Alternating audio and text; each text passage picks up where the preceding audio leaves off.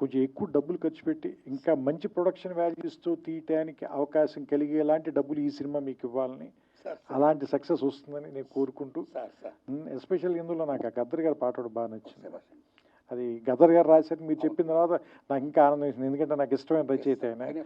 So ఆయన పాట చాలా బాగుంది ఆ పాట మాత్రం. సో నేను ఆ పాట మీరే పాడారేమో అనుకున్నాను, ఎందుకంటే వాయిస్ విని కొంచెం రాగా ఉంది వాయిస్ అయింది. సో అంటే ఆ పాత రికార్డింగ్ని వాడుకున్నట్టున్నారు మీరు, అందుకని but that was a good song తాత ముత్తాతలు ఆ song. And I like the film అండి, నాకు నచ్చింది సినిమా. సో మీ అందరికి కూడా నచ్చుతుందని ఆశిస్తున్నాను.